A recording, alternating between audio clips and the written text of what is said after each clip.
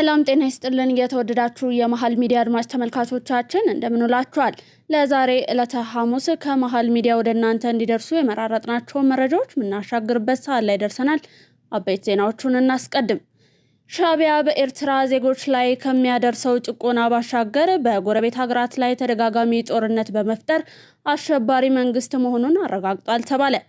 በምስራቅ ኢትዮጵያ ሲንቀሳቀሱ የነበሩ የሸኔ ታጣቂዎች ተደመሰሱ። የሞተራይዝድ ሰላም አስከባሪ ሻለቃው ወትሮ ዝግጁነት አስተማማኝ መሆኑ ተረጋገጠ። በኢትዮጵያ የቪዛ ጊዜያቸውን ያሳለፉ ከ36,000 በላይ የውጭ ሀገር ዜጎች መቀጣታቸው ተገለጸ። ከውጭ የሱዳን ፈጥኖ ደራሽ ኃይል መሪ ከጎረቤት ሀገሮች የሚነሱ የጦር ጀቶችና ሰው አልባ አውሮፕላኖች ላይ ኃይላቸው ጥቃት እንደሚያደርስ አስጠነቀቁ። እነዚህንና ቀሪ መረጃዎችን ይዘናል። እስከ ፍጻሜው አብራችሁን ቆዩ።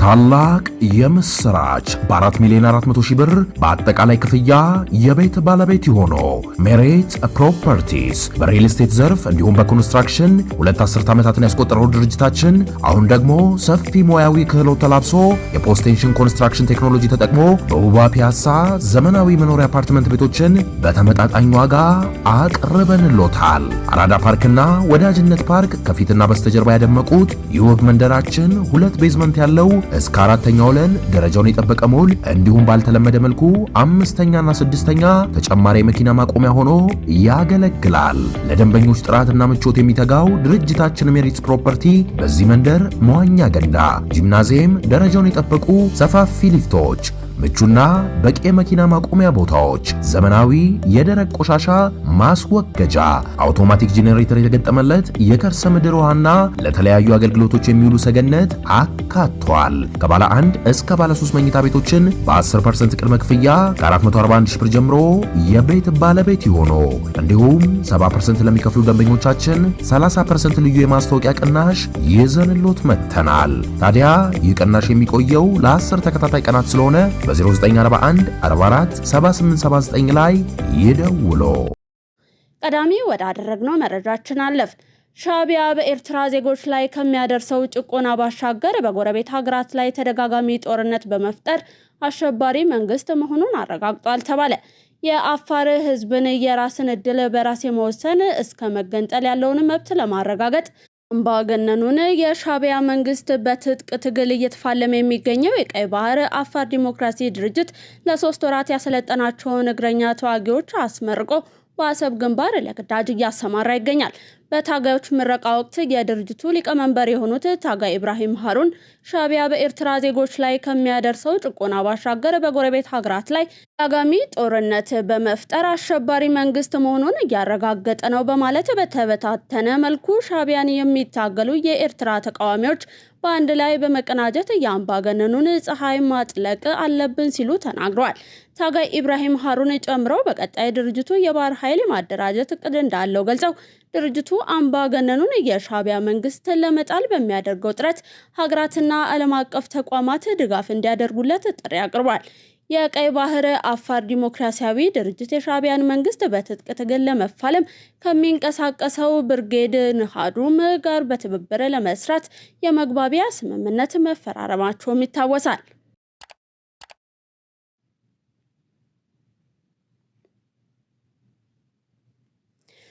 የኢትዮጵያ የቀይ ባህር መሻት እውነትን፣ ፍትሃዊነትንና ዓለም አቀፍ ስምምነቶችን መሰረት ያደረገ መሆኑን በሐረማያ ዩኒቨርሲቲ ታሪክ መምህርና ተመራማሪ መሐመድ ሐሰን ገለጹ። የኢትዮጵያ መንግስት የባህር በር የህልውና ጉዳይ መሆኑን በጽኑ በማመንና ጠንካራ አቋም በመያዝ በዲፕሎማሲው ረገድ በስፋት እየተሰራ መሆኑን ይታወቃል። በዚህ ጉዳይ ላይ የኢትዮጵያ ዜና አገልግሎት ያነጋገራቸው በሐረማያ ዩኒቨርሲቲ ታሪክ መምህርና ተመራማሪ መሐመድ ሐሰን ኢትዮጵያ የባህር በር ያጣችበት መንገድ የሚያስቆጭ መሆኑን አንስተዋል። በተሰራው ታሪካዊ ስህተት የባህር በር አልባ መሆኗን ከቁጭትም ባለፈ ብዙ ዋጋ ያስከፈላትና አሁንም የቀጠለ መሆኑን ገልጸዋል። በመሆኑም የአሁኑ መንግስት ስብራቶችን ለመጠገንና የሀገርን ብሔራዊ ጥቅም ለማስከበር የባህር በር የህልውና ጉዳይ አድርጎ መያዙ ተገቢና ወሳኝ ጉዳይ መሆኑን አስረድተዋል። የኢትዮጵያ የባህር በር መሻት እውነትን፣ ፍትሃዊነትንና ዓለም አቀፍ ስምምነቶችን መሰረት ያደረገ በመሆኑ የዲፕሎማሲ ጥረቱ ተጠናክሮ መቀጠል ያለበት መሆኑንም አንስተዋል። የኢትዮጵያ የባህር በር ማጣት ለከፍተኛ ወጪ ከመዳረጉም ባለፈ ከቀይ ባህር በቅርብ ርቀት ላይ ሊቃጣባት የሚችልን የባህር ላይ ውንብድናና ሌሎች ተያያዥ ስጋቶችን ለመመከት አዳጋች እንደሚያደርግባትም ገልጸዋል። በምስራቅ ኢትዮጵያ ሲንቀሳቀሱ የነበሩ የሸኔ ታጣቂዎች ተደመሰሱ። በሰሜን ሸዋም በጽንፈኛው ላይ እርምጃ ተወስዷል።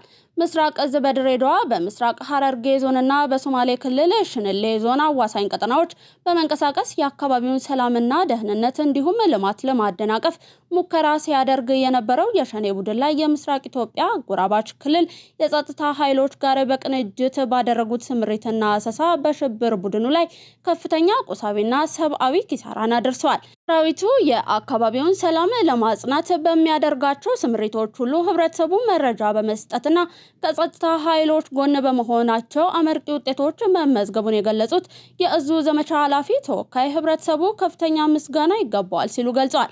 ዘገባው የምስራቅ እዝ ሚዲያና ህዝብ ግንኙነት ነው።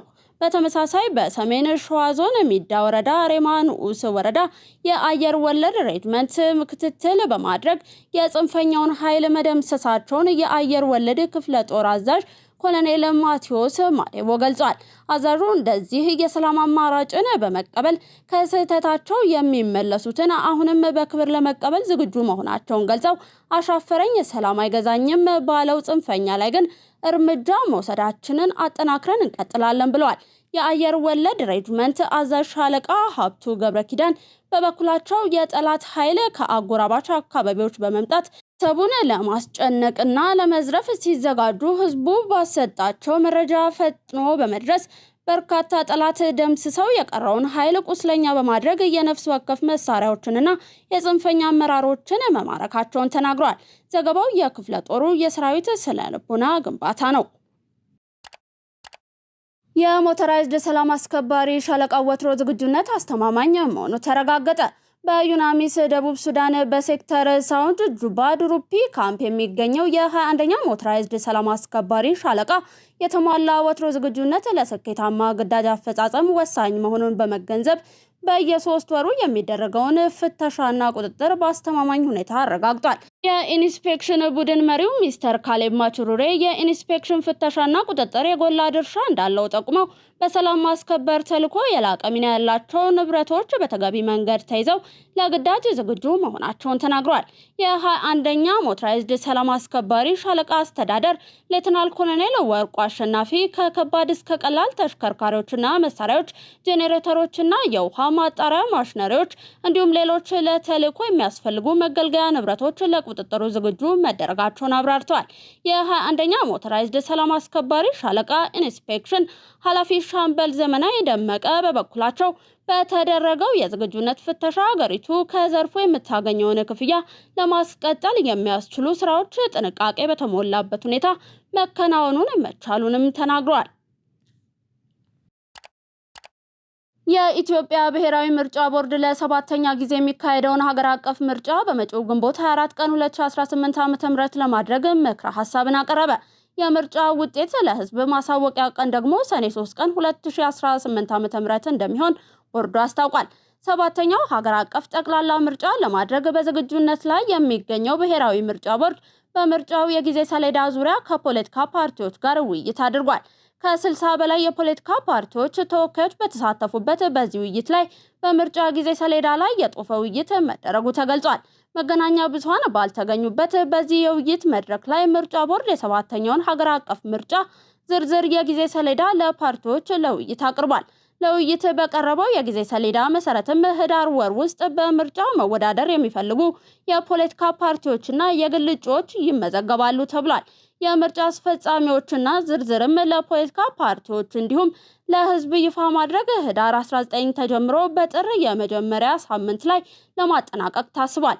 የፖለቲካ ፓርቲ እጩዎች ምዝገባ ደግሞ ከታህሳስ መጀመሪያ እስከ ጥር የመጀመሪያ ሳምንት ድረስ እንደሚመዘገቡም በእቅዱ ላይ ተቀምጧል። እንዲሁም የምረጡኝ ቅስቀሳ ከታህሳስ 10 እስከ ግንቦት 19 ቀን 2018 ዓ.ም ድረስ እንደሚከወን የታቀደ ሲሆን ከግንቦት 20 እስከ 23 ያሉት 3 ቀናት ደግሞ ቅስቀሳ የማይደረግባቸው ወይንም የጽሞና ጊዜ እንዲሆኑ በሚል ቦርዱ ማሳወቁን የኢትዮጵያ ኢንሳይደር ዘገባ ያመለክታል። በሁሉም አካባቢዎች ሰላምን ለማጽናትና ልማትን ለማስቀጠል በሚደረገው ሂደት የጸጥታ ኃይሉና የህዝቡ ጠንካራ ትብብር ውጤት ማምጣቱን የአዊ ብሔረሰብ አስተዳደር ዞን ሰላምና ጸጥታ መምሪያ አስታወቀ። በአማራ ክልል አንዳንድ አካባቢዎች የሚንቀሳቀሰው ጽንፈኛ ቡድን የባንዳ ተልዕኮን በመቀበል የባንዳነት ተግባሩን ለመፈጸም ጥረት እያደረገ መሆኑ ይታወቃል።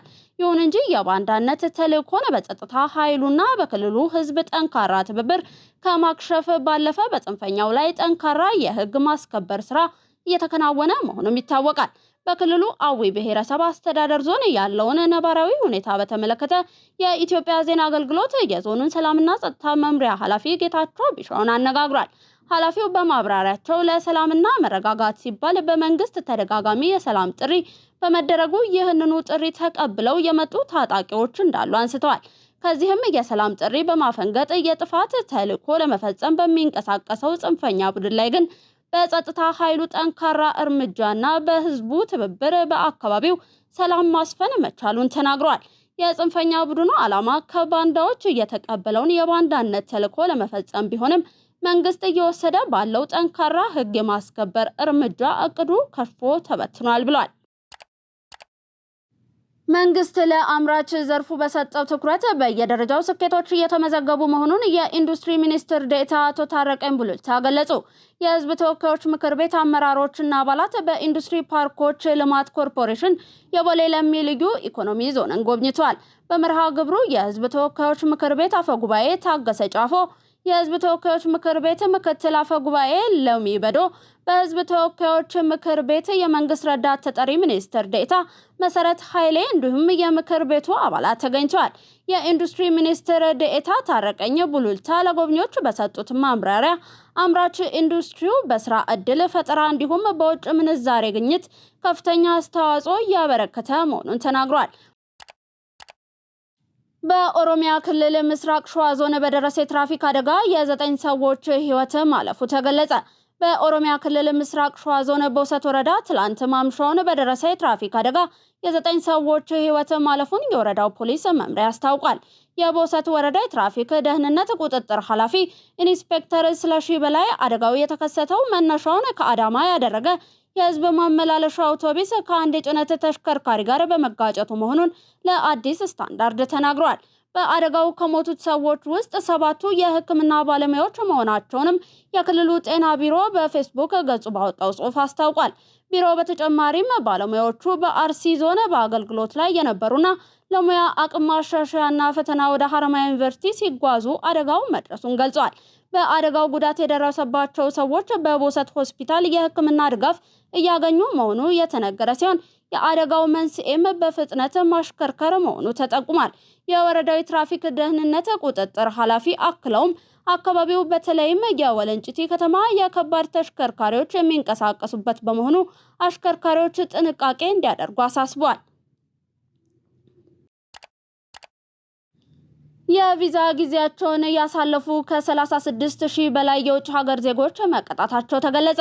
በኢትዮጵያ የተሰጣቸውን የቪዛ ጊዜ ያሳለፉ ከ36,000 በላይ የሆኑ የውጭ ሀገር ዜጎች ተቀጥተው ወደ ህጋዊ መስመር እንዲመለሱ አድርጊያለሁ ሲል የኢሚግሬሽንና ዜግነት አገልግሎት አስታውቋል።